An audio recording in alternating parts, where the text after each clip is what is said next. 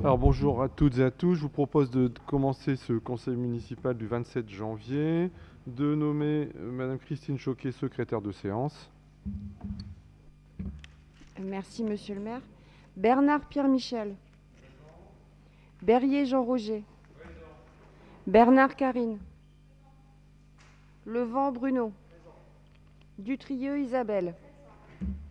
Coyer Damien. Potvin Valérie. Célidonio Onotilio. Asselin Isabelle. Tétini Aldo. Manard Sylviane. Hénin Daniel. Renoncourt Claude. Bafcop Francine. Gourdy Elisabeth.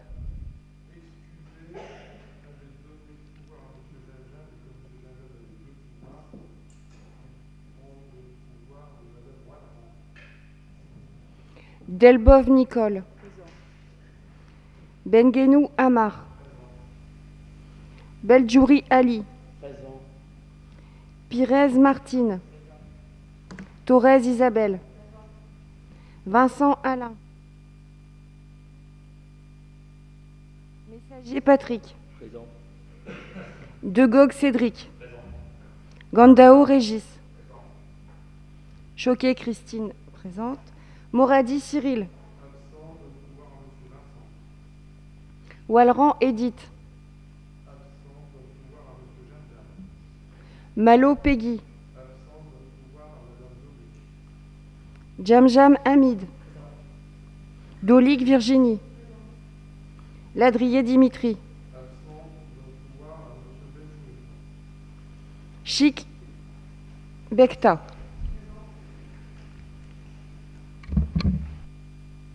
Merci.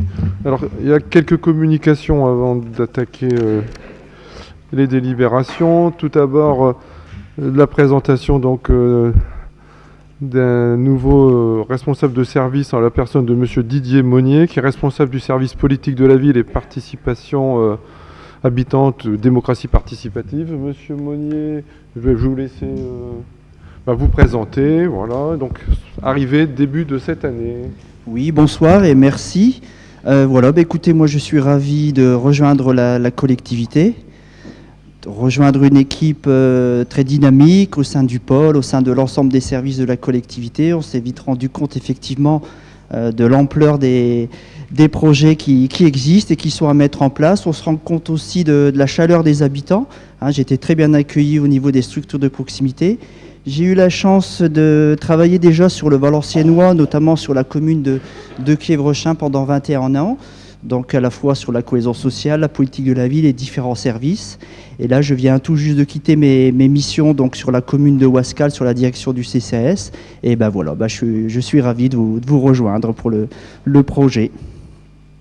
Merci Monsieur Monnier, je vous souhaite de nouveau la bienvenue donc dans notre équipe. Autre communication, c'est la population en vigueur à compter du 1er janvier 2025, donc les résultats de l'INSEE.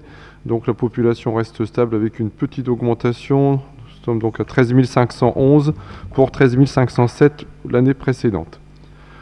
Un petit mot également pour la maison d'assistante maternelle. Donc la maison d'assistante maternelle a été frappée comme tout le monde par les augmentations des tarifs électricité, gaz, etc. Ils ont également quelques problématiques pour arriver à remplir la totalité de la structure au niveau de l'accueil des petits-enfants. Donc il y a une renégociation du loyer qui était de 1 000 € par mois et on veut absolument que la structure se maintienne sur la ville. C'est une proposition complémentaire pour accueillir par rapport à ce que l'on met en place au niveau de la crèche et par rapport aux assistantes maternelles qui sont toutes seules. Donc le loyer est passé à 600 € par mois. Rappelez qu'il y a une mission d'études et d'AMO qui a été passée dernièrement pour la définition du plan vélo pour une hauteur de 25 000 € qui va nous faire vraiment rentrer donc dans une phase active sur la participation des habitants et sur les aménagements à venir dans le cadre du plan vélo. Donc là, on va évoquer la prévention spécialisée. Alors je vous propose d'adopter, je pense à l'unanimité, un vœu en conseil municipal contre le désengagement du département sur la prévention spécialisée afin de soutenir les structures et le travail de terrain des éducateurs. Le 16 décembre 2024, les associations de prévention spécialisées ont appris de manière brutale et soudaine le désengagement du département du Nord à hauteur de 3 millions d'euros, soit 25% de baisse. Chaque année, 300 travailleurs sociaux accompagnent plus de 10 000 jeunes et leurs familles dans le département. Cette coupe budgétaire menace gravement leur travail et pourrait toucher 60 d'entre eux. À Anzin, le CAPEP assure cette mission depuis de nombreuses années, en bonne intelligence avec les services de la ville. Aujourd'hui, le département du Nord sollicite les communes pour compenser cette baisse de financement, alors que la protection de l'enfance reste une compétence du département et pas des villes. Il s'agit d'un transfert de charges qui est inacceptable. En effet, la prévention spécialisée est une compétence départementale obligatoire. Elle fait partie intégrante des missions de protection de l'enfance du département du Nord, dont il doit assurer et assumer le financement. Demander au maire de se substituer au département pour boucler le budget des structures est totalement injustifié et représente un déni de solidarité avec les communes les plus fragiles qui concentrent les populations les moins favorisées. Cette baisse est d'autant plus inacceptable pour la ville d'Anzin que depuis des années, nous participons financièrement à la prévention spécialisée et nous sommes que très peu de communes à participer donc à ce financement. Aujourd'hui, on nous demande une participation complémentaire de 5 000 € par rapport aux 7 500 € que l'on mettait. Alors, les participations de communes sont variables. Il y a eu des critères qui ont été mis en place. Les baisses vont de 5% jusqu'à 40%. Donc nous, on a une baisse de 10% des financements du département qui nous ont été annoncés également de façon très brutale. Nous avons donc eu une réunion dernièrement avec le CAPEP, les services concernés qui suivent la prévention spécialisée et par le département. Donc on attend un retour du département. On a fait acte que, en tout cas par exemple sur le Valenciennois, nous étions la seule ville à participer financièrement à la prévention spécialisée. Donc demander de revoir les décisions qui étaient prises et de voir s'il ne pouvait pas y avoir une quote-part qui soit reprise en compte par rapport au montant que l'on met depuis de nombreuses années. Nous attendons donc à l'instant T le retour du service des départements.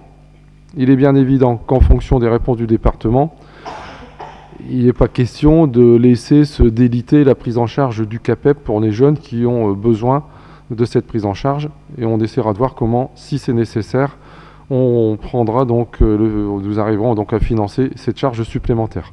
Donc aujourd'hui, les clés de la suite sont au niveau du département. Les services qui étaient présents lors de notre réunion, déjà pour donner une idée, n'étaient pas au courant qu'on participait financièrement à la prévention spécialisée avec une convention tripartite qui est signée depuis probablement avant même 2008, donc ça fait quasiment 20 ans qu'il y a une convention. Il a fallu leur retrouver la convention, leur renvoyer, donc il y a quand même un travail qui a été réeffectué depuis. Et donc nous sommes là pour proposer de soutenir ces structures, et nous on est aussi bien sûr concernés plus spécifiquement avec le CAPEP qui intervient pas que sur la ville d'Anzin, et sur d'autres communes à des hauteurs très importantes. Pour le CAPEP, c'est 300 000 € de subvention en moins.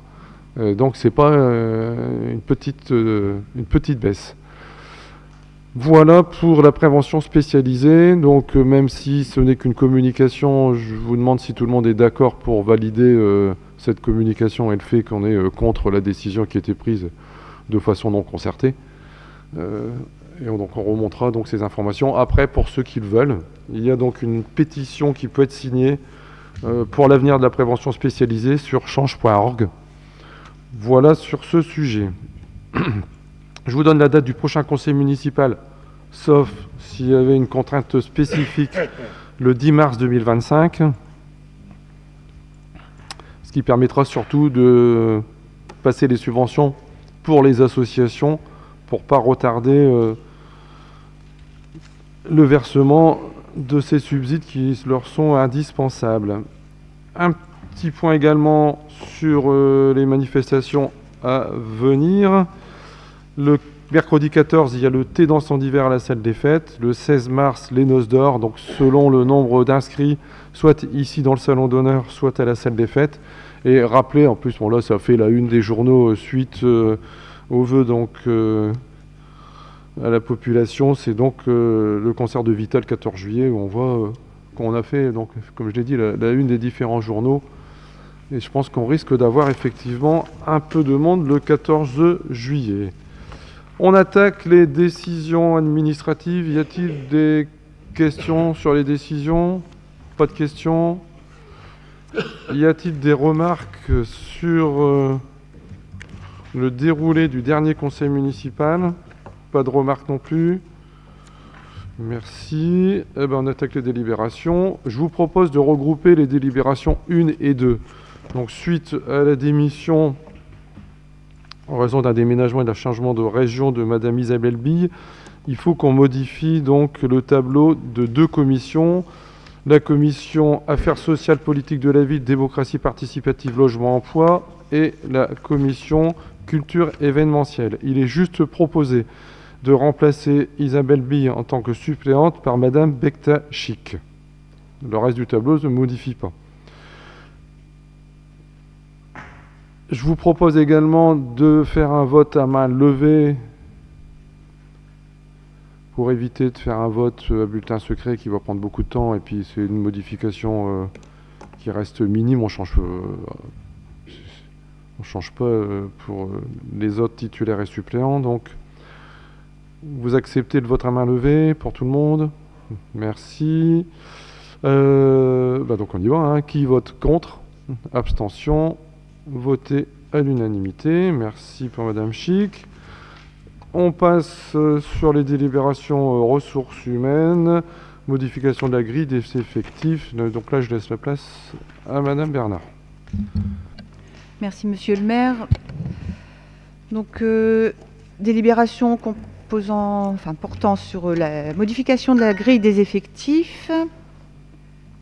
Donc, en promotion interne, le CDG 59 nous a validé la promotion de l'un de nos agents, donc au grade d'attaché. Il convient donc de procéder à sa nomination. Au niveau des avancements de grade, suite à la réussite d'examens professionnels par 2 de nos agents, le centre de gestion du Nord nous a validé la nomination de ces 2 agents au titre de leur avancement de grade. Donc j'en profite au passage pour les féliciter. Et j'encourage bien sûr l'ensemble de nos agents à passer les examens professionnels. Et enfin, donc, nous avons aussi eu la validation de la nomination d'un 3e agent. Il convient donc de modifier le tableau des effectifs afin de permettre leur nomination et de les inscrire au tableau des avancements de grade. Alors, 2 agents de la surveillance de la voie publique, donc 2 ASVP, qui remplissent les conditions pour bénéficier d'un détachement afin d'intégrer la filière de la police municipale.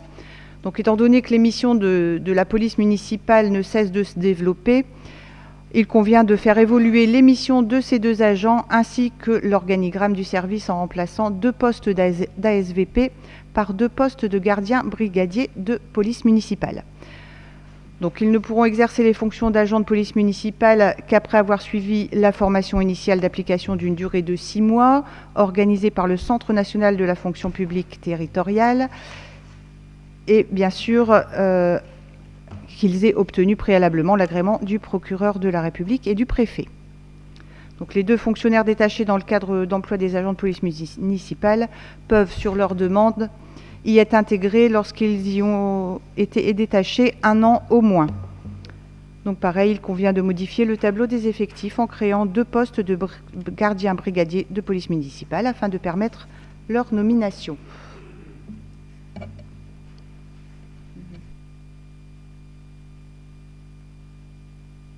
On va évoquer cette délibération. Y a-t-il des interventions sur cette délibération? Qui vote contre? Abstention? Voté à l'unanimité. La 4e, on revient pour la création d'emplois non permanents, donc pour les coups de pouce. Oui, donc en effet, lors du conseil municipal du 2 décembre, nous avions acté le recrutement de 5 agents contractuels, et sur les 5 agents, il y en a un qui s'est désisté. Il s'agissait d'un agent à temps non complet pour 7h15 hebdomadaires. Sur les 7h15, donc, il y a 2h15 qui ont été pris par une professeure des écoles pour compléter donc son temps donc sur une activité accessoire. Et là, il convient donc de recruter un agent à temps non complet pour une durée de 5 heures hebdomadaires à partir du 28 janvier jusqu'au 20 juin 2025. Même chose, y a-t-il des questions? Qui vote contre? Abstention? Voté à l'unanimité. La 5e, on revient sur une délibération qu'on a déjà passée l'année dernière. C'est pour l'adhésion, il y a 2 ans, au dispositif interne de signalement des atteintes à l'intégrité physique, des actes de violence, de harcèlement, de discrimination, d'agissement sexiste, de menace ou tout autre d'intimidation avec le CDG 59. C'est un renouvellement de convention. Oui, donc tout à fait, une convention qui est ô combien importante. Donc pour rappel, toute autorité territoriale, qu'elle soit ou non affiliée au CDG 59, a l'obligation de mettre en place, depuis le 1er mai 2020, un dispositif de signalement et de traitement des actes de violence, de discrimination, de harcèlement sexuel ou moral et d'agissement sexiste. La ville d'Anzin avait donc déjà mis en place ce dispositif de signalement en conventionnant avec le CDG. La convention ayant pris fin le 31 décembre 2024, il convient de procéder à son renouvellement. Donc, le dispositif interne de signalement du CDG prévoit donc le recueil par une cellule d'écoute des signalements effectués par les agents s'estimant victimes ou témoins d'actes de violence, de harcèlement, de discrimination et d'agissement sexiste du CDG 59. Et une double procédure d'orientation des agents s'estimant victimes de tels actes ou d'agissements par une cellule de signalement. Donc soit vers les services et les professionnels compétents chargés de leur accompagnement et de leur soutien, ou soit vers les autorités compétentes pour prendre toute mesure de protection appropriée et pour assurer le traitement des faits signalés. Donc l'autorité territoriale, au-delà de ses obligations légales en matière de protection de la santé physique et mentale des agents, est tenue d'informer les agents placés sous son autorité de l'existence du dispositif de signalement, ainsi que sur les procédures mises en place et les modalités d'accès. Et donc nous nous engageons à désigner un référent de signalement donc, aux ressources humaines, et de proposer aux agents et aux élus de la collectivité les sensibilisations dispensées respectivement par le CNFPT et l'Association des maires du Nord, et aussi de mettre en place des actions de prévention à destination des managers et manageuses de la collectivité ou, bien sûr, de l'établissement public en l'occurrence. Donc cette convention est conclue jusqu'au 31 décembre 2026. Donc juste pour votre information, durant l'ancienne convention, il n'y a eu aucun signalement qui a été fait, nous n'avons eu aucun retour, en tous les cas sur la ville d'Anzin, et dans l'arrondissement, on est au courant qu'il y a eu 2 suites données à des appels, mais nous ne savons bien sûr pas les communes qui sont concernées, puisque tout reste anonyme. Merci. Y a-t-il des questions? Qui votent contre? Abstention? Voté à l'unanimité. La dernière délibération pour les ressources humaines, c'est la délibération d'adhésion au contrat groupe d'assurance statutaire du CDG 59 pour la période du 1er janvier 2025 au 31 décembre 2028. En effet, le précédent contrat ayant pris fin au 31 décembre 2024 avec le prestataire qui était CNP Assurance, nous devons donc reconventionner. Donc, par délibération en date du 10 juin, nous avons mandaté le CDG de la fonction publique territoriale du Nord afin de négocier un ou plusieurs contrats d'assurance statutaire garantissant une partie des frais laissés à notre charge, et donc en vertu de l'application des textes, bien sûr, régissant le statut des agents relevant de la CNRACL. Donc, vu le résultat de la commission d'appel d'offres en date du 30 septembre 2024, le CDG a retenu comme prestataire Diot Siassi Groupama afin de courir les risques suivants. Donc pour les décès à 0,28% et le CITIS, donc congé invalidité temporaire imputable au service, avec une franchise de 30 jours consécutifs à hauteur de 1,60%, donc soit un taux global de cotisation de 1,88%. Donc, en fait, pour votre information, donc c'est un contrat qui, oui, certes, couvrira moins de garanties par rapport au contrat précédent, mais vu l'augmentation spectaculaire des taux, nous avons dû faire des choix. Les services ont donc étudié les statistiques par rapport aux années précédentes et il en est ressorti que nous n'avions pas énormément de congés maternité, paternité. On a décidé donc de ne pas assurer ces garanties. Le rapport cotisation-indemnité n'étant pas assez rentable pour la ville. Malheureusement, bien sûr, ce n'est pas le cas pour les décès et c'est pourquoi nous avons conservé cette couverture. Donc, si nous avions conservé les mêmes garanties que lors du contrat précédent, nous serions montés à 2,99% de cotisation, donc ce qui augmentait considérablement le budget. Et donc là, on reste à peu près dans les mêmes montants que l'ancien contrat. Merci. Y a-t-il des questions? Pas de questions. Qui vote contre? Abstention. Voté à l'unanimité. On va évoquer donc une modification du règlement de la crèche et du projet d'établissement en lien avec la labellisation AVIP crèche à vocation d'insertion professionnelle. Madame Asselin. Merci Monsieur le maire. Donc la commune gère depuis 1995 l'accueil d'enfants de 10 semaines à 5 ans révolus. La crèche dénommée Les Petits Pousses, 6 rue Le Moine au numéro 43, a une capacité d'accueil de 25 places et propose des accueils réguliers, occasionnels et d'urgence. Par délibération du 30 septembre 2024, nous avons donc décidé de nous engager à la mise en œuvre d'actions permettant l'obtention du label crèche à vocation d'insertion professionnelle AVIP. Depuis, le comité de labellisation spécifiquement créé et composé de la Caisse d'allocation familiale du département du Nord, de l'État, de France Travail et de la commune s'est réuni. Pour permettre la suite du cheminement du dossier déposé auprès de la CAF, il est fait obligation à la commune d'Anzin par la protection maternelle et infantile de modifier le règlement de la crèche en prenant en compte la nouvelle organisation à compter du 1er mars 2025. Les principales modifications portent sur la modulation des accueils des enfants suivant les plages horaires et sont détaillées dans la présente délibération. Modifications qui portent aussi sur une inscription de l'engagement dans le projet d'établissement, notamment sur le volet social et ses modalités dans le règlement de fonctionnement. Et une modification sur la nomination de 2 référentes en charge du suivi du dispositif AVIP, une au sein de la structure et une au sein du relais petite enfance. Donc tout cela se fait bien sûr en étroite collaboration avec le service prescripteur qui est France Travail, en liaison avec le conseil départemental, le centre d'action communale d'action sociale CCAS. Sur ces bases, il est donc demandé au conseil municipal de valider les termes du nouveau règlement de fonctionnement qui remplace ceux votés en 2022, d'autoriser monsieur le maire à signer le nouveau règlement de fonctionnement ainsi que tout éventuel avenant à venir, et autoriser la communication des 10 règlements auprès des tiers en mairie, sur le site de la ville et au sein de la structure.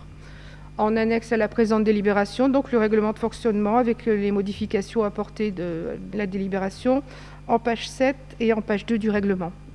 Merci monsieur le maire. Merci. Je pense pas qu'il y ait de questions, tout est clair. Qui vote contre? Abstention.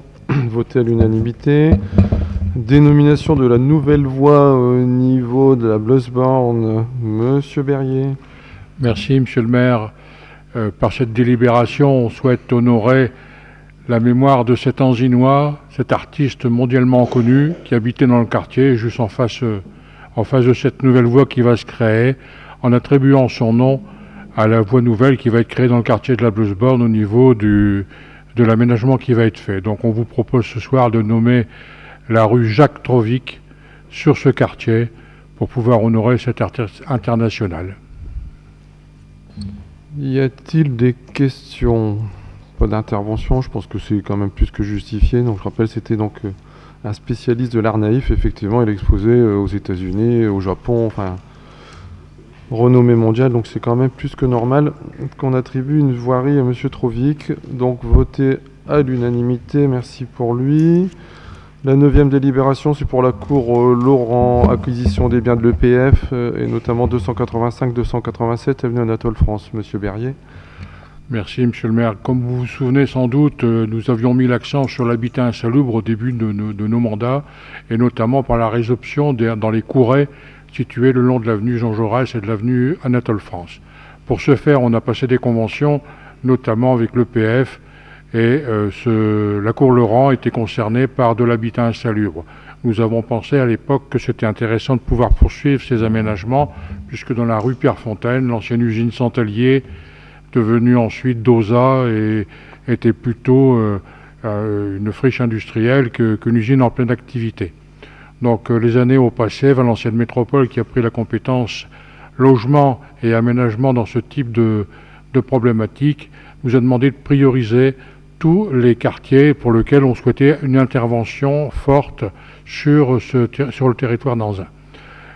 Ce dossier, bien entendu, n'a pas pu être mis en priorité. Il y avait d'autres choses à faire. Je ne vous rappelle pas la Frischford, la Bloesborn et ainsi de suite. Donc nous sommes restés avec une convention uniquement avec l'EPF. Donc cette convention a été renouvelée en temps et en heure. Aujourd'hui, nous sommes en fin de convention avec eux, et il nous appartient de régler, ou nous appartiendrait de régler, le solde déficitaire de cette opération.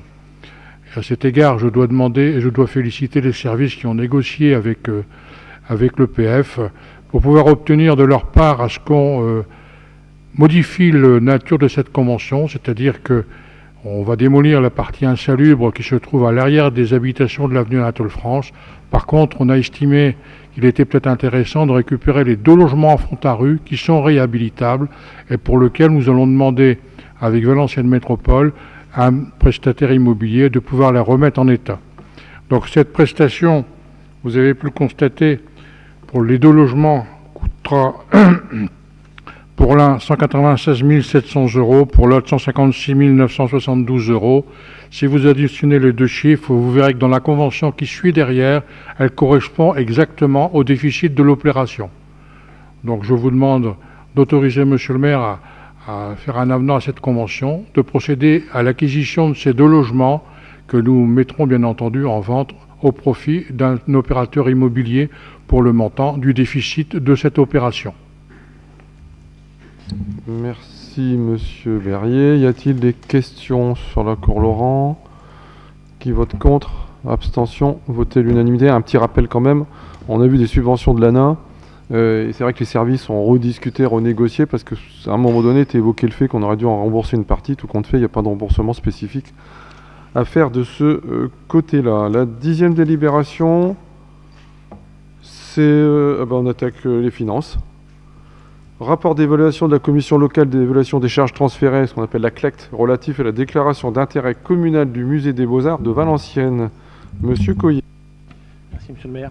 Oui, donc c'est juste pour informer le conseil, suite au transfert de compétences à Valenciennes Métropole du musée des Beaux-Arts, que donc il y a un impact financier induit. Et donc c'est juste pour mettre à votre connaissance le rapport de la commission locale. Ce rapport doit être donc présenté à votre connaissance, que vous avez en document annexe, et d'être approuvé par vous tous ici présents. Ça n'impacte pas du tout la ville de Valenciennes directement. Pas de questions, je pense. Qui vote contre? Abstention? Voté à l'unanimité. Fixation des taux d'imposition pour 2025. Monsieur Coyer.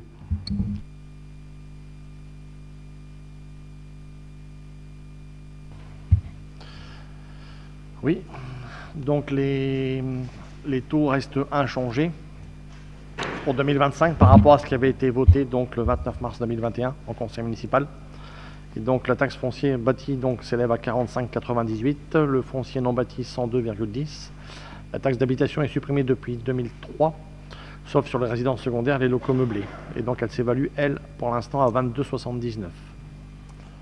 Donc il est ainsi proposé au conseil municipal de bien voter les taux qui restent inchangés.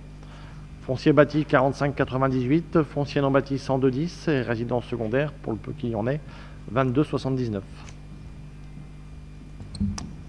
On va juste rappeler que les taux d'imposition n'ont pas bougé depuis 2009. Ça fait 17 ans, monsieur le maire. Y a-t-il des interventions? Monsieur Jamjam.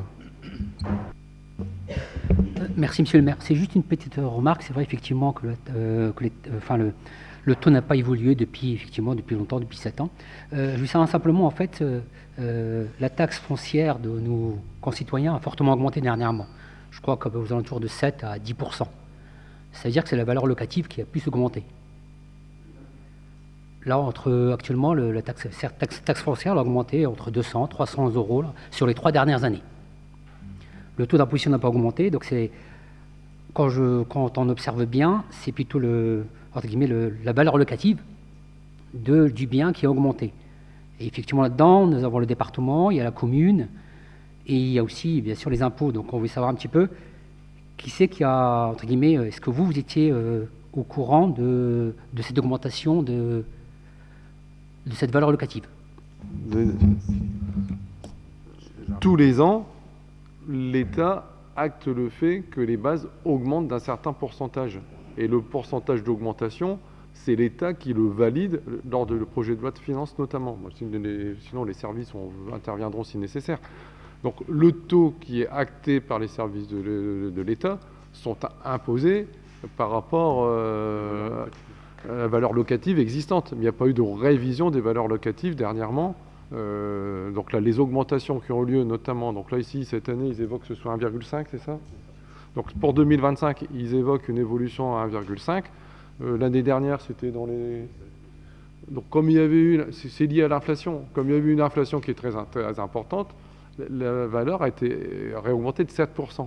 Mais les augmentations, donc c'est tout le monde. Tous les EPCI, on va dire, et les collectivités locales, donc les collectivités territoriales, retouchent bien évidemment en fonction des taux qu'ils ont mis un ratio de cette augmentation. Donc c'est pour ça que s'il y a une augmentation des bases, alors vous dites 200-300 euros, ça dépend de combien on paye, puisque l'augmentation elle est en fonction elle est de 7%. Donc 7 et 2 sur les 2 années ici, on sera à peu près à 10% d'augmentation sur les valeurs. Donc selon ce que l'on paye, tout le monde ne va pas payer 200 ou 300 euros. Il y en a qui paieront moins que ça, et il y en a d'autres qui paieront de plus selon la taille du bien. Donc les augmentations bénéficient aux collectivités territoriales dans le cadre d'une compensation de l'inflation notamment. Excusez-moi, je posais simplement cette question parce qu'on a eu des remontées au niveau des citoyens qui nous ont informés de ça, effectivement, et après quand on a bien regardé, effectivement, il y a bien cette augmentation-là. Mais bon, Oui, explication... dire nous aussi, on a eu, effectivement, certains ont été surpris de voir l'augmentation. Après, on leur explique bien de regarder les taux ne bougent pas. Donc quand on évoque le fait que pour équilibrer le budget, qu'on est obligé d'augmenter nos impôts, les élections approchent, mais à un moment donné, il faut rester crédible. C'est une contre-vérité. Les taux d'imposition n'ont pas augmenté depuis 2009 et on n'équilibre pas le budget uniquement parce que la base elle est augmentée. Sinon, ça veut dire que tout le travail qui est effectué par tout le monde, que ce soit les élus ou les techniciens, quand on dit que sur les charges de caractère général, notamment, on va évoquer le budget, qu'il y a une augmentation qui est très limitée, tout le monde fait un travail important pour justement éviter d'augmenter les taux d'imposition, comme ça a été fait dans de nombreuses communes quand il y a eu une augmentation du prix de l'énergie avec la guerre en Ukraine. Il y a très peu de communes qui n'ont pas augmenté leur taux d'imposition. Donc, on ne peut pas dire que la ville a taxé les habitants, c'est complètement faux, puisque le taux reste les mêmes. Alors, si les... Bon, de toute façon, je ne vais pas rentrer dans le détail après, ça va être évoqué dans le budget. Donc on réévoquera le sujet au niveau du budget. Aujourd'hui, nous n'avons pas taxé plus les habitants sur les valeurs immobilières, puisque le taux n'a pas changé depuis 17 ans. Je n'ai pas dit le contraire. Je n'ai pas dit le contraire, c'est juste pour une information, c'est tout. Oui, et entre ce que vous dites et ce que vous dites ici, vous dites l'inverse. Donc il faut aussi une certaine logique, quoi. On va passer au vote. Qui vote contre? Abstention. Donc voter à l'unanimité. Le budget qui était le point le plus important, avec les taux d'imposition, bien évidemment. Monsieur Coyer. Oui, donc on va vous présenter des slides pour que ça soit plus explicite. avant d'attaquer le budget, surtout ne partez pas sans signer les documents administratifs. Donc le budget primitif 2025 s'élève à 27 924 674 €, toutes sections confondues, contre 26 677 657 en 2024.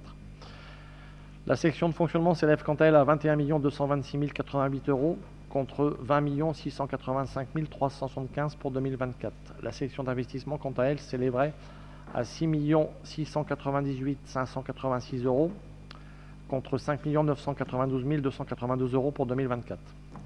On va voir maintenant dans le détail un petit peu les chiffres de ce budget.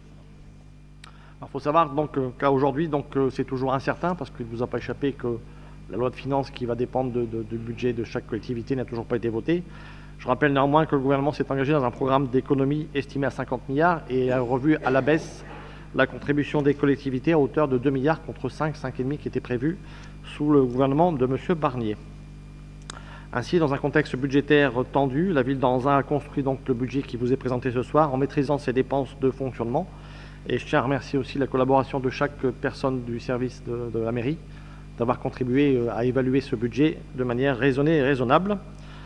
A aussi à financer un programme d'investissement ambitieux, vous allez le voir, parce que l'investissement, c'est aussi pour soutenir le travail, l'emploi des entreprises du bâtiment. Aujourd'hui, beaucoup d'entreprises souffrent également, tout en gardant néanmoins un équilibre financier qui est toujours l'ADN de la ville. On verra avec la capacité d'autofinancement. En synthèse de ce budget, donc, comme je l'ai évoqué, il s'élève pour un montant total de 27 924 674 en progression de 1 247 017 €, soit 4,7% de plus.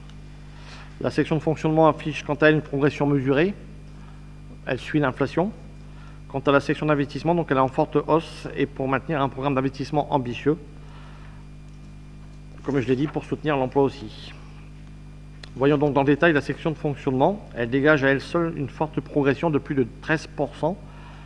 Elle s'établit à 2 737 000 € contre 1 763 918 €, soit 13,4% de plus et donc 236 819 de plus d'augmentation au niveau du fonctionnement. Voyons les recettes maintenant de fonctionnement, si vous voulez bien, avant les dépenses. Les produits réels de fonctionnement s'élèveraient à 21 226 088 €. Dans le détail, donc, ça ferait une progression de plus de 517 000 €, soit 2,6% de plus que le budget primitif 2024. C'est principalement le poste dotation et participation qui progresserait de 517 000 €. Et donc notamment la DSU, on verra après. Une évolution donc de 2,6% des recettes qui vous est présentée correspond donc à une évolution prudente, prenant en compte les risques budgétaires au niveau de l'État en ces temps d'incertitude politique. Donc si surprise il y aurait, elle serait plutôt bonne que mauvaise, parce qu'on a été assez pessimiste sur l'élaboration du budget. Au niveau des impôts directs, comme vous l'évoquez, monsieur Jamjam, les bases évolueraient de 1,5, donc c'est ça qui fait l'augmentation que les gens ont pu constater. Néanmoins, les taux sont inchangés, comme l'a dit monsieur le maire, et je le répète, 17 ans. Il y aurait aussi des évolutions donc, de base physique par des nouvelles constructions et des fins d'exonération au niveau de certains bâtiments. L'attribution de compensation de la CAVM s'établirait toujours à 1 434 074 €, comme en 2024. Les droits de mutation, donc on a escompté une petite progression pour s'établir à 190 000 €. On tient compte de la baisse des taux qui incite les gens à revenir de nouveau à acheter des biens immobiliers. Et le prix moyen sur Anzin des maisons, effectivement, est moins élevé que les communes environnantes. Mais il y a aussi les taux, comme l'a évoqué, qui incitent les gens à venir plutôt sur Anzin par rapport au taux d'imposition. La taxe sur la consommation d'électricité, une petite baisse. On l'établirait à 200 000 € contre 220 000. Toujours estimation prudente. La dotation de solidarité urbaine, nous y voilà. Elle progresserait de 6% par rapport au précédent budget. Elle représente en réalité une progression de 3,5% par rapport à ce qui nous a été notifié en 2024. C'est une prévision prudente, compte tenu de l'augmentation de l'enveloppe nationale de 140 millions d'euros. Je rappelle que ça, ce n'est pas forcément des villes pauvres. Anzin n'est pas une ville pauvre, c'est une ville qui répond aux critères de la DSU par rapport à ces indicateurs de richesse qui sont moins élevés que les autres villes environnantes. La dotation forfaitaire et nationale de péréquation, elle baisserait de 2,1%, les deux cumulés, pour s'établir à 2 571 180, moins 54 000 de prévus. Participation des communes, autre dotation, Alors la forte progression, elle est liée à la reconduction de la convention cité éducative. En fait, avant, c'était Anzin qui chapeautait le dossier, donc c'est elle qui avait les fonds, et Valenciennes reversait. Là, maintenant, c'est inversé, c'est Valenciennes qui a repris la mainmise sur le dossier. C'est pour ça qu'il y a une augmentation entre 2024 et 2025. On passerait de 78 750 à 185 500 qui seraient reversés. Autre contenu, donc, reprend essentiellement les subventions de la CAF liées aux politiques enfance. Prévisionnelle se base sur ce qui a été réalisé en 2024. Dotation de politique de la ville, donc les recettes 2025 intégreront les soldes des opérations déjà actées pour Jules Ferry, 210 000 euros, École de Gaulle, 210 000, et un acompte DPV sur 2025 de 90 000 euros qui est prévu. Autre participation de l'État, ça concerne donc les contrats aidés, contrats d'accompagnement dans l'emploi, adultes relais, et les subventions dans le cadre du contrat ville. Et donc là, on table sur 306 365 par rapport à ce que j'ai évoqué, donc aussi des subventions contrat ville qui risqueraient d'être augmentées. Produits des services, on se base sur ce qui a été fait en 2024, ça serait stable. Autres produits de gestion, les recettes prévisionnelles sont en légère baisse, ajustées par rapport à ce qui a été réalisé en 2024, toujours par prudence. Les autres comptes encore en produits de gestion, donc ce compte reprend diverses recettes de gestion courante, principalement les remboursements sur les travaux qui ont été réalisés dans le parc privé, travaux d'office. Ensuite, à des procédures d'abandon de péril, 200 000 euros prévus comme en 2024 au niveau de ce poste. Il y a aussi donc des remboursements de certificats d'économie d'énergie dans lesquels la ville s'est engagée à travers les investissements. Et donc là, on en voit donc, le résultat. 30 000 euros prévus contre 50 000 en 2024. La redevance versée aussi des gaves qui s'établirait donc pour des travaux d'enfouissement à hauteur de 30 000 euros. Et il n'y avait pas de prévision à ce sujet en 2024. Après avoir vu les différentes recettes, voyons les dépenses, toujours en section de fonctionnement. Les charges à caractère général progressaient de 2,1% pour s'établir à 5 173 648. Les charges de personnel, on va dire qu'elles sont stables, 12 200 000 contre 12 100. Les charges de gestion courante, 1 531 702 contre 1 510 145. Et les autres charges, 320 000 contre 243 000. Au total, donc, les dépenses augmenteraient de 1,6% seulement, soit 303 000. Ce qui est maîtrisé par rapport à l'inflation. Les charges de personnel, l'autre poste important de la ville au niveau de son budget. Donc, comme je l'ai évoqué précédemment, 12 200 000 contre 12 100 000 en 2024. Alors, il y a quand même une augmentation au niveau des charges patronales, mais c'est compensé par une baisse des rémunérations brutes. Et donc, lors du dernier projet, là, il y avait 150 000 au niveau des charges patronales de plus et sécurité sociale 35 000, ce qui nous fait donc les 185 000 que vous retrouvez en variation au niveau des charges patronales. Toujours au niveau du personnel, le nombre d'employés que la ville rémunère, donc 344 en 2025 contre 345 en 2024. Les titulaires restent stables, quant à eux, à 245.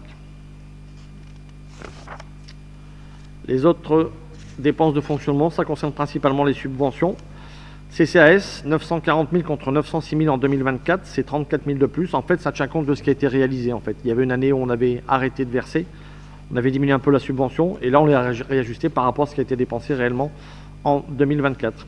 Et enfin, au niveau de autres cotisations, donc 234 200, c'est 10 000 de plus. Ça concerne le monde associatif, donc c'est toutes les subventions aux associations, afin de soutenir le tissu associatif qui contribue au rayonnement de la ville. Et donc, par les temps qui courent, c'est aussi une donnée importante à intégrer. Les charges à caractère général, chapitre 11.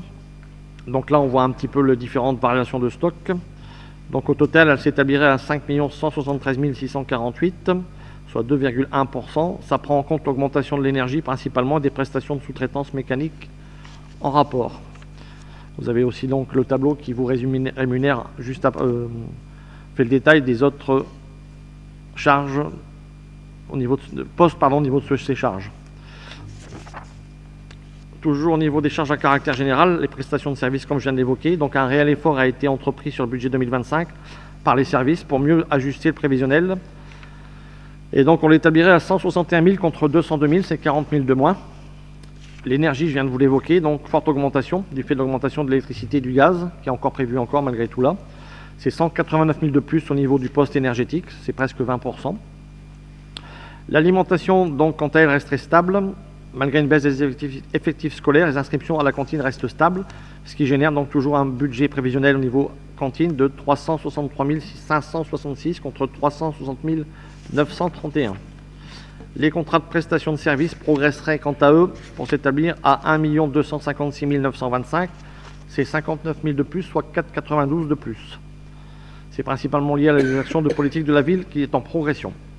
Le poste assurance, donc sachez que la ville sera toujours assurée, ce n'est pas le cas de toutes les collectivités. Néanmoins, on a fait face à une augmentation de plus de 60% des cotisations. En 2024, elles s'établissaient à 93 000 euros et là, elles vont s'établir à 149 000 euros avec des franchises plus élevées. Mais encore une fois, heureusement, la ville est quand même encore assurée. Après avoir vu les dépenses et les recettes, ça nous amène à l'autofinancement brut, c'est la différence entre les deux. Et donc, nous avons donc pour 2025 au BP un autofinancement brut de plus de 2 millions d'euros contre 1 763 000 en 2024, c'est 13% de plus. Donc ça, c'est exceptionnel dans le contexte économique actuel. Les recettes ont été, je le rappelle, définies avec prudence. Et donc, si surprise il y aurait, comme je viens de vous le dire, elles ne pourraient être que bonnes. Néanmoins, donc, la cave brute prévisionnelle augmente de manière sensible grâce aux dépenses qui ont été contenues. Et je remercie encore, au niveau du fonctionnement, l'ensemble du personnel communal d'y avoir contribué. Après, donc, l'autofinancement brut, voyons l'autofinancement net, c'est après le remboursement du capital au niveau des encours. Donc, l'autofinancement net s'élèverait à 1 170 738 euros contre 963 319, c'est 200 000 euros de plus, soit 21% de plus d'autofinancement net. Ce qui nous amène donc, avec ceci, à voir ce qu'on peut faire comme investissement. Voyons d'abord les recettes. Donc, au niveau des recettes, on a fait une estimation prudente au BP 2025 pour les cessions, 118 000 contre 201 000. Les dotations fonds de réserve, 720 000 contre 1 210 000. Ça tient compte donc de ce qu'on perçoit au niveau principalement de la FCTVA. Pour 2025, c'est que 660 000, alors qu'en 2024, c'était 1 150 000. Les subventions d'investissement, quant à elles, on les étable sur 733 206 contre 494 819. C'est des montants certains. On est sûr d'avoir un minimum, c'est ce que je vous disais. Donc voilà. Et l'emprunt pour équilibrer, donc, ce qui s'établirait quant à lui à 3 126 643 contre 2 122 045 euros pour 2024. Les dépenses, je vais être synthétique. Je laisse le soin à Monsieur le maire de vous exposer par la suite les différents postes d'investissement qui ont été validés pour l'année 2025. Pour rappel, donc, le plan pluriannuel d'investissement prévoyait donc 27 millions sur la mandature. Or, le montant des 27 millions est déjà atteint à fin 2024, comme vous pouvez le voir sur le graphique qu'il vous est présenté.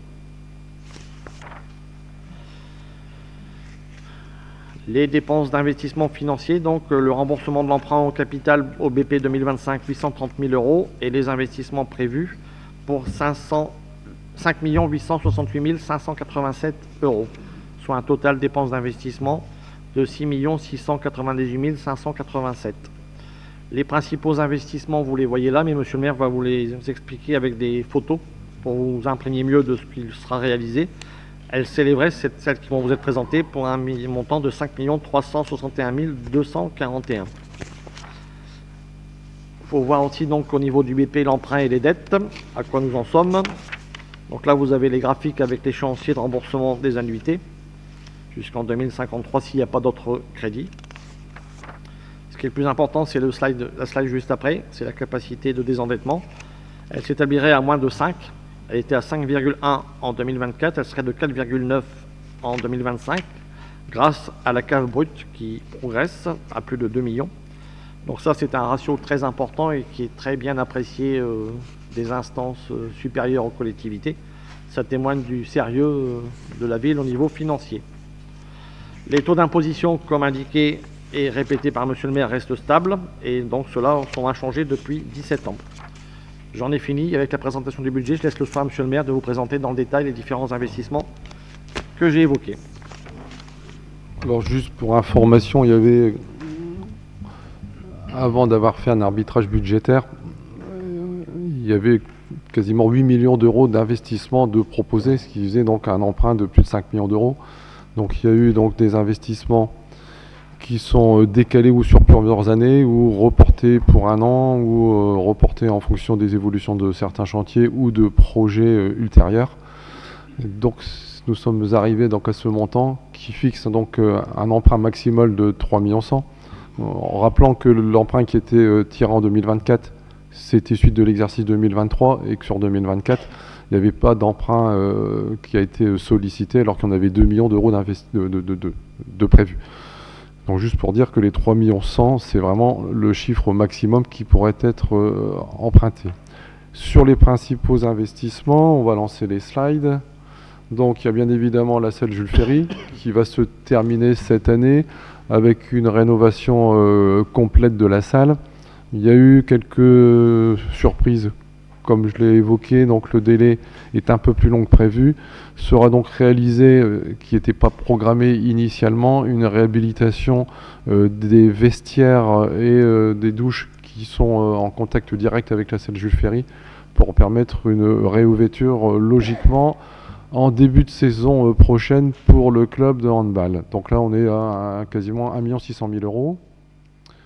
Ensuite, l'école de bal qui bénéficiera d'une rénovation thermique à hauteur de 625 000 €. Donc il y aura une fresque. Donc c'est pas cette fresque-là qui sera proposée. Il y a un travail qui va être proposé avec un graffeur. Travail partenarial qui sera fait également avec les enseignants, les écoles, les parents, pour voir un petit peu ce qu'on mettra. Mais donc ça, c'est le look complet de la réhabilitation. Il n'y a que le graphe, la fresque, qui sera sur cet axe-là, mais qui n'est pas tout à fait la même. Et il y a une petite modification au niveau coloris, mais globalement, c'est l'image qu'il y aura de la réhabilitation de l'école de Gaulle. Il y a des petites modifications parce qu'il y a des changements de couleur, notamment sur la façade qui est à droite. Et il y aura un peu moins de zone grisâtre sur cette façade. On passe ensuite la salle de la Bleusborn. Donc vous êtes tous au courant qu'il y a une problématique sur la demi-salle qui doit servir de salle pour le club de gymnastique. Si on arrive à avoir un accord après l'aval de la justice avec les entreprises, et s'il n'y a pas de recours, on pourrait peut-être commencer à réhabiliter cette partie-là. Donc il y a un montant de 200 000 € qui a été acté, mais qui sera en fonction de l'évolution du dossier. Ensuite, on continue la réhabilitation pour essayer de faire des économies de fonctionnement. Donc au niveau de la salle Christophe Cheval, il y a un relamping complet, donc on passe complètement en LED avec une réfection des douches. Le foyer des anciens, on doit refaire une bonne partie de la toiture, donc il y aura un petit 40 000 € pour améliorer encore les conditions d'accueil.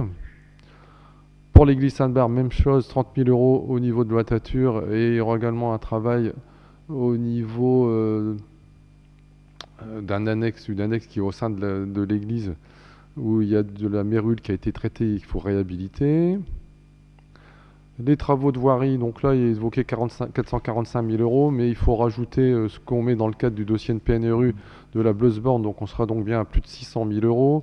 Donc nous confirmons donc la rue Marceau sur sa totalité, la rue Carnot entre la rue de la Paix et l'avenue Anatole France, l'allée montante de la place Roger Salengro, c'est pas noté, mais donc cité d'Arnonville qui a été fait en début d'année, les projets qui sont menés en partenariat avec l'AGLO, donc la rue Valdec-Rousseau qui doit être terminée logiquement à l'automne prochain, et la rue de l'Escaut, rue Péclé. Les travaux doivent commencer ici dans les jours qui viennent avec une réhabilitation complète de l'accès et installation également de pistes cyclables sur ces deux axes. Renouvellement urbain, donc là les travaux ont débuté, donc il y aura 2025, début de la construction du bâtiment SIGH avec des cellules commerciales sur le bas. Un collectif de 16 logements, 3 maisons individuelles, sont réhabilités complètement la rue Paul Berthe, la rue des Fusillés, et il y aura donc la construction de la rue Jacques Trovic. Les autres quartiers, on a des financements que l'on met, c'est à peu près 700 000 €, le montant n'apparaît pas sur le slide, mais ça doit être de mémoire 700 000 € pour la Cité du Mont-de-la-Veine, puisque c'est l'AGLO qui a payé les aménagements, mais qu'on participe sur la moitié du déficit, et c'est échelonné sur plusieurs années. Donc Cité du Mont-de-la-Veine, la Cour Laurent, là c'est nous en direct, donc on en a les 360 000 €. et sur le site de Bresford. Et comme je l'ai évoqué, on a une réunion à l'agglo ici prochainement pour évoquer donc la fin de la dépollution et surtout le traitement des carrières. Et on a donc un projet en cours avec Carrère et on espère que si tout se passe normalement, avoir les grues fin d'année, début d'année prochaine. Les panneaux photovoltaïques sur l'école Simone Veil, 400 000 € en autoconsommation, qui permettra d'alimenter nos bâtiments qui sont dans un périmètre de 2 km, donc quasiment tous nos bâtiments pourraient bénéficier de l'excès de production qui pourrait être produite notamment en été si on a un été ensoleillé.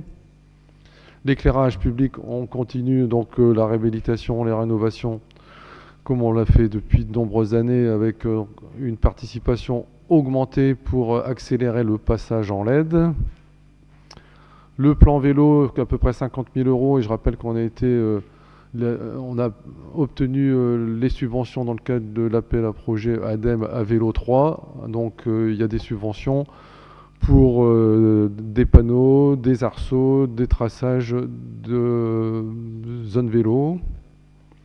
Une balayeuse qui va permettre donc de meilleure qualité, dernier modèle, pour pouvoir améliorer encore l'efficacité au niveau du service des espaces publics, nettoyage des voiries et de la place, notamment après le marché. Réaménagement de l'accueil de la médiathèque sur la partie basse, 50 000 €. Droit de préemption, donc le périmètre de sauvegarde du commerce et de l'artisanat. Donc là, on a le périmètre qui est reconfirmé donc, au niveau de la place et une partie de l'avenue Anatole France, 100 000 € de budgétisé. Et une étude sur l'aménagement de centre-ville. J'avais évoqué qu'on réfléchirait avant d'envisager les travaux. La place va être à réhabiliter à un moment donné. On a déjà dû abattre entre le devant et l'arrière de la mairie 7 à 8 arbres. Il y a quelques arbres qui sont vraiment en fin de vie, qui deviennent dangereux. On a une analyse qui a été faite, une analyse sanitaire des arbres. Donc à un moment donné, il faudra envisager une réhabilitation. Il y a donc une grosse étude centre-ville qui va être menée, qui comprend la place Roger Salengro, mais qui comprend le square de la République, qui reprend la ZAC Valmont, qui va jusqu'aux ateliers Ford et qui englobe l'actuel conservatoire de musique et qui englobe également le centre culturel. Donc il y a une grosse étude qui est partagée à 50% avec l'agglo. Et donc il y a un montant de 37 500 € sur cette année. Et donc en 2025, il y a le début de l'étude qui va être aménagée. C'est 12 mois de travail. Donc ça sera sur 2025 et début 2026. Et puis après, il y aura différents projets qui seront évoqués et un travail partenarial avec les commerçants, l'Union du commerce, les habitants et tous ceux qui ont des activités sur la place Roger Salengro. Je pense qu'on a fini. Voilà. Qui prend la parole? Monsieur Jamjam. Merci, monsieur le maire. Alors, le budget de l'activité totalise, on le voit, 27 millions d'euros, présente des faiblesses significatives qui soulignent des préoccupations concernant la gestion financière, la dépendance aux subventions et la viabilité à long terme. Avec 21 millions d'euros consacrés au fonctionnement, cela représente 78% du budget total. La collectivité montre une dépendance préoccupante aux dépenses courantes. Cette situation laisse peu de marge pour l'investissement nécessaire dans des projets d'infrastructure. C'est bien, vous avez développé quelques projets qui sont pas mal, tant mieux, cruciaux pour la croissance et l'amélioration des services publics. Concernant nos rues, vous êtes en fonction depuis 2008, combien d'entre elles nécessitent une réflexion? Lors de vos vœux, vous avez déclaré, je cite, « Quand je cours et j'arrive sur Anzin, tout est propre, je sais que je suis sur Anzin. » C'est très flatteur pour vos collègues de la municipalité voisine.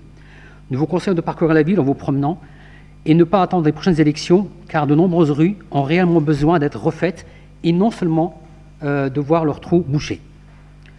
La collectivité a contracté un emprunt, vous l'avez dit, de un peu plus de 3 millions, 3,126 millions d'euros, ce qui pose un risque considérable pour sa santé financière. Une telle dépendance à l'emprunt augmente les charges d'intérêt et peut limiter la capacité de l'activité à investir dans l'avenir, créant ainsi un cercle vicieux de dette. Vous l'avez dit, ça va jusqu'en 2053 si on ne fait pas d'autres prêts. Créant ainsi un vicieux de dette. La gestion de cette dette doit être une priorité pour éviter des conséquences financières négatives à long terme. Bien que la dotation de solidarité DSU, n'en déplaise à M. Coyer, c'était bien une dotation qui est donnée à des villes en difficulté pour équilibrer leur budget. Donc actuellement, l'année prochaine, cette année sera plus de 6 700 000, je crois, c'est ça, d'euros, soit un soutien important. Cette dépendance aux aides de l'État expose la collectivité à des risques budgétaires croissants. Les incertitudes politiques, économiques, je pense que le département qui vient de se désengager de trucs spécialisés, de la prévention spécialisée, ça nous amène à dire que l'État se désengage de plus en plus. Donc pour entraîner une réduction des aides, mettant en péril la capacité de la collectivité à financer ses charges fixes et ses investissements. Le budget actuel manque d'une volonté claire de développer des ressources locales ou diversifiées, les ressources de revenus. Une approche passive qui repose principalement sur les subventions gouvernementales ne garantit pas les durabilités financières. Il est impératif que la collectivité explore activement des opportunités de développement économique local. Vous avez déclaré lors de vos vœux « Je n'ai jamais été contre le gaz de mine » en réponse à un projet de Valence Métropole visant à créer un réseau de chaleur. Cependant, Monsieur le maire, il est peut-être trop tard pour le gaz de mine. La majorité a miné notre crédibilité lors des dernières élections. Votre premier adjoint, M. Berrier, a affirmé lors d'un conseil municipal en 2021 « Jamais il n'y aura d'exploitation de gaz de mine dans ma ville ». Vous avez manqué une belle opportunité de créer des vraies richesses. La structure budgétaire actuelle expose l'activité à des risques de liquidité importantes en cas de difficultés économiques ou de baisse de revenus. La rigidité des dépenses courantes pourrait conduire à des déficits importants, compromettant ainsi la capacité de l'activité à maintenir ses services essentiels. En résumé, le budget de l'activité présente des lacunes sérieuses qui nécessitent une attention immédiate à la dépendance excessive aux dépenses de fonctionnement, le sous-financement des investissements, l'endettement élevé et la vulnérabilité des aides externes soulignent l'urgence d'une réforme budgétaire. Pour garantir un avenir financier viable, la collectivité doit adopter une approche proactive en diversifiant ses ressources et de revenus et en soutenant le développement économique local. Merci. Y a-t-il d'autres interventions? Je considère que c'est une intervention commune. Pas d'autres interventions? Non, mais je pose la question. Pas d'intervention, Monsieur Vincent? Merci. Bon, l'avantage avec Monsieur Jamjam, c'est qu'on n'est pas surpris parce que c'est toujours la même chose tous les ans. Si on ne sait pas gérer une commune après 17 ans, avec une capacité d'autofinancement qui reste inférieure à 5, je ne sais pas ce que vous allez dire des autres communes. Quand on voit, vous parlez de la propreté, il y a plein d'éléments qu'on va venir, mais sur un sujet qui est très précis. Vous franchissez, effectivement, je confirme, vous franchissez la zone limitrophe de la ville d'Anzin, vous remarquez très rapidement que vous avez changé de frontière. Vous regardez les trottoirs, l'état de propreté sur certains secteurs, je peux vous dire qu'on voit tout de suite la différence. Et c'est montrer aussi le soutien que je fais aux employés de la ville. Toutes les voiries sont nettoyées, toutes les rues, tous les trottoirs sont nettoyés au moins une fois par semaine. 2 fois par semaine sur certains secteurs, voire plus. Moi, je dénigre pas le travail de mes employés, Monsieur Jamjam. Alors, vous parlez d'un endettement important de la ville. Mais vous allez chercher où l'endettement? On a une capacité de désendettement qui est inférieure à 5 millions d'euros. Quant à l'agglo, vous êtes le conseiller communautaire, quand l'agglo évoque un emprunt de plusieurs dizaines de millions d'euros, vous ne bougez pas le petit doigt pour dire que vous trouvez que l'agglo est mal géré, alors que le ratio par rapport au nombre de millions d'évoqués à l'agglo et notre ratio à nous, il est dans les mêmes eaux.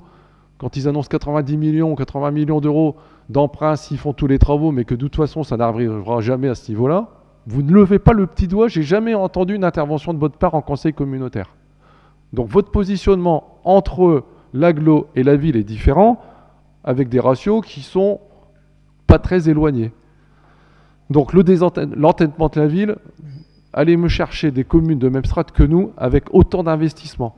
Alors vous évoquez donc qu'on ne sait pas gérer, qu'il faut faire beaucoup plus d'investissements, que le projet est faible en investissement, mais je ne sais pas, vous avez évoqué que le budget allait être artificiellement gonflé, que généralement on propose des choses mais que ça ne se fait pas. Moi je rappelle que notre PPI c'était 27 millions d'euros, engagement en 2020 25 millions d'euros d'investissement, On en a fait 27, on en sera à 31, 32, donc 33% de plus d'investissement. Pour faire de l'investissement, il faut qu'on ait de l'autofinancement. Donc ça veut donc dire que la ville est quand même pas si mal gérée que ça. On connaît des communes qui ne sont pas en capacité d'investir le tiers de ce qu'on fait. Donc votre analyse financière, elle est à chaque fois à côté de la réalité. Alors vous dites qu'il faut faire un développement économique local. Bon, donc les petits commerçants, on les aide, notamment sur les aides au loyer, il y a la droit de préemption. Sur les gros projets qu'il y a sur les zones des rives de l'Escaut, sur les ateliers centraux, sur la zone Europesco, je tiens simplement à vous rappeler, mais peut-être que vous l'avez oublié, que la compétence, elle est communautaire. Hein, et que tout ce qui est les taxes liées aux entreprises, ce sont les agglos qui les touchent. Hein, donc effectivement, on a éventuellement de la taxe foncière, mais les aides les autres aides qui existaient auparavant, nous, on n'en voit pas un euro. C'est l'agglo qui récupère la totalité. Sur le gaz de mine, votre sujet que vous évoquez, 70 millions le projet de l'agglo. Vous faites comment pour investir autant? Vous ne faites que ça. Ça veut donc dire que vous ne faites pas les écoles. Alors oui, les voiries sont à refaire. C'est un choix. Soit vous décidez de refaire toutes les voiries, ce qui était probablement votre choix, puisque vous évoquez à chaque fois les trous qu'il y a dans l'ordre. Vous faites toutes les voiries, ok, et vous ne faites pas les écoles. Vous ne faites pas les salles de sport, parce qu'on aura réhabilité toutes les salles de sport quasiment. Donc c'est un choix politique, oui. Vous choisissez de faire toutes les voiries, c'est votre choix. Nous, on fait les voiries en fonction de nos capacités budgétaires, mais on a décidé de réhabiliter d'abord les structures municipales, qui en avaient largement besoin. Sur la dépendance financière, vous prenez toutes les villes qui sont éligibles à la DSU, hein, on est tous au même niveau, et aujourd'hui, il n'a jamais été évoqué que la DSU allait disparaître, puisque tout le monde sait qu'il y a des communes qui ont besoin de complémentaires, et que notre dépendance financière, elle existait déjà avant 2008, et quand vos copains étaient là entre 2001 et 2008, nous ne sommes jamais intervenus pour évoquer que c'était scandaleux que la ville avait des aides financières de l'État. C'est comme ça depuis des dizaines d'années, et chacun fait avec et essaie d'utiliser la manne financière qui nous est donnée pour en faire profiter le plus nos habitants.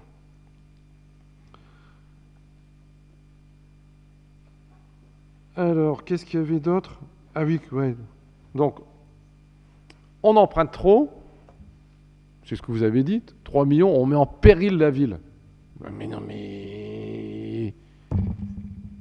Monsieur Jamjam, vous savez ce que c'est que mettre en péril la ville? Même si on met 3 millions de plus, on est aujourd'hui à 9 millions, on sera à 12 millions, on dévise à 2 millions, donc ça veut donc dire qu'on sera à 6,3 ou 6,5 de capacité de désendettement. Pour mettre en péril la ville, il faut qu'on soit dessus de 15. Donc j'ai l'impression que vous avez quand même un problème sur l'analyse des chiffres. Hein. Alors vous trouvez qu'on emprunte trop, mais vous trouvez qu'on ne fait pas assez d'investissement. Alors comment vous faites? Vous voulez investir plus, il faut investir plus, mais il ne faut pas faire d'emprunt. Et vous avez une inadéquation entre ce que vous faites de votre analyse financière de la ville. Alors vos richesses locales, c'est toujours le gaz de mine. Autre chose, c'est le néant, il n'y a rien. Et le gaz de mine, vous faites croire aux gens qu'ils vont avoir des monts et merveilles, que la ville va faire fortune. Donc, déjà, il faut qu'il y ait... Gazonor, aujourd'hui, ils n'ont pas fini l'analyse pour savoir combien on a de gaz de mine à extraire dans nos sous-sols. Hein, premier point. Donc, il y a des analyses qui sont en cours. Ça met des années, parce qu'il faut refaire toutes les voiries. Hein. On explose tout. Hein. Il faut passer les réseaux. Donc, les réseaux, il faut bien les passer quelque part. Et il faut alimenter. Donc, vous, dans votre projet, c'était on alimente toute la ville. Mais vous faites comment pour payer tout ça et comment vous évoquez... Alors oui, vous aurez une rentrée financière éventuelle, mais votre rentrée financière, elle ne va pas permettre de vous faire vos investissements qui sont démagogiques. Voilà ce qu'il en est. Et après, bon, c'est les concessions qui actent le fait du remboursement.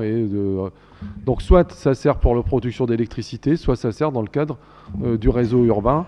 Et c'est ce qui a été acté par l'AGLO pour le projet qui est intercommunal. Monsieur Jamjam. Alors, de petites précisions, de 2001 à 2008, je ne connais pas les personnes qui ont siégé ici. Donc je ne peux pas dire c'est mes copains ou quoi que ce soit. Et il faut savoir que le gaz de mine, vous l'avez refusé en 2014 pour pouvoir une étude. Donc ça veut dire en 2014, si on avait fait une étude de 2014 jusqu'au moins sur 3-4 mois, je pense qu'on aurait eu déjà quelque chose. Bon, enfin bref, 90 millions d'euros de l'agglo, c'est sur un réseau de chaleur complet. Donc c'est pas que le gaz de mine, c'est sur le réseau de chaleur complet. Donc là-dedans, il y a aussi quelques usines qui vont être affectées, comme par exemple LME, qui va être utilisé. Bon. C'est ce que j'ai dit à la population, vous donnez aucune information nouvelle. Vous avez précisé, je précise, donc je n'ai plus de précision. Donc 90 millions d'euros, c'est l'ensemble du réseau de chaleur. Voilà, donc c'est une chose. Effectivement, nous, on n'a pas dit qu'on allait faire tout 11 ans en gaz de mine, non. Mais on a créé 1 million de richesses. En fait, nous, on a toujours alerté la position de l'État. On a toujours dit que les subventions allaient diminuer. Là, on a la preuve. On a la preuve que l'État a du mal à boucler son budget. On a la preuve comme quoi ça va diminuer. C'est sûr et certain. Et depuis le temps, on alerte. C'est simplement ça qu'on reproche en fait. En fait, on voudrait qu'Anzin sort un peu de cette spirale. De cette spirale d'attente des subventions. Ce qu'on veut, c'est que depuis 2008, on aurait pu créer des richesses. On pourrait créer des richesses, augmenter au niveau des commerces. C'est ça que je demande en fait. Monsieur Nostradamus, je vais vous répondre. Parce que vous voyez, vous saviez que l'État allait avoir des problèmes il y a déjà je ne sais pas combien d'années. Attendez, je dis vos copains, attendez, votre tête de liste était bien dans la mouvance de ceux qui étaient là entre 2001 et 2008. Non, j'ai un problème. Non, mais j'ai un problème de mémoire ou c'est la réalité ? Pour répondre pour ça, il me semble aussi qu'il y en a ici qui ont siégé avec monsieur... Non, on est d'accord. Bon, donc, après, il ne faut pas avoir honte de son passé. Il faut l'assumer, c'est tout. On assume tous, c'est tout. Bon. Alors, le gaz de mine, ça allait vous donner 1 million d'euros d'entrée par an. Vous ne savez même pas combien de gaz de mine sous le sous-sol. Vous nous sortez des chiffres, vous n'avez aucun chiffre aujourd'hui à fournir. En 2014, on s'est opposé sur le site où ils voulaient mettre l'extraction du gaz de mine. Le gaz de mine, il était proposé, c'était une turbine qui était prévue, même pas sur un terrain de la ville, qui était prévue sur un terrain de l'APUI au niveau de la masse de la Bleusborn. Avec aucun avis de la masse, l'APUI de Valenciennois avait dit qu'ils étaient contre l'installation de cette infrastructure sur ce site. C'est toujours ce que l'on a dit. On a dit que l'on était contre la zone qui était prévue d'installer cette extraction. En plus, juste à proximité d'un patrimoine mondial de l'UNESCO. Donc aujourd'hui, s'il y a de l'extraction est programmée sur un site qui est en cours d'analyse et qui ne se trouve pas sur cette zone-là, autant être clair. Et effectivement, l'installation du gaz de mine, de toute façon, même si on l'a installé, je ne vois pas comment vous pouvez nous dire aujourd'hui que ça vous amenait 1 million d'euros par an de richesse. On ne sait même pas la quantité de gaz qu'il y a, on ne sait même pas pendant combien de temps on va pouvoir utiliser le gaz de mine. Et puis l'État a donné une concession. Donc c'est des projections sans aucune matériellement parlant, ce que vous nous annoncez, il n'y a rien qui acte le fait que vous aurez peut-être 100 000, 150 000, mais 1 million d'euros. Je ne sais pas où vous allez le chercher. C'est complètement hallucinant. Monsieur Jamjam. La délibération en 2014 n'était aucunement de mettre une turbine, c'était de mettre simplement l'analyse, en fait, d'analyser le sous-sol. La délibération en 2014. Monsieur Berrier, notre spécialiste du sous-sol. Je me pose en faux, monsieur. Il y a une enquête publique qui a été faite en mairie. Le public a été accueilli pendant presque un mois sur le fait que Gazonor, que je vous rappelle, vous dites qu'on pourra avoir de l'argent, Gazonor a une concession de l'État depuis plus de 30 ans, qu'elle a du mal à renouveler aujourd'hui compte tenu des responsabilités que l'État veut faire prendre à Gazonor, notamment pour les séquelles minières qui pourraient en résulter. Donc, quand l'enquête publique a eu fait, le préfet nous a posé la question. Donnez-vous votre accord pour installer une turbine sur ce terrain, au pied du terri, alors que l'État même a dit que le terri avait encore des capacités d'embrasement. Je ne vous dis pas. Donc aujourd'hui, il n'était plus possible, il n'a jamais été possible à ce que la concession qui a été donnée à l'État à Gazonor n'est pas transposable à la ville d'Anzin, ni à personne d'autre. Demain, dans le cadre du réseau qui va être mis en place, Gazonor va vendre certainement son gaz à Valenciennes Métropole ou à la société qui sera chargée de mettre en place le réseau de chaleur. Donc il n'a jamais été possible de le faire. Et c'était bien une turbine. L'enquête est encore ici. Toutes les pièces, si vous voulez les consulter, elles sont à votre disposition. Merci pour ces précisions, puisque c'est vrai que c'est M. Berrier qui suit ce dossier en première ligne. S'il n'y a pas d'autres interventions, on passe au vote. Qui vote contre? Abstention. Donc 2, 4, 6, 8, 9 abstentions, c'est ça?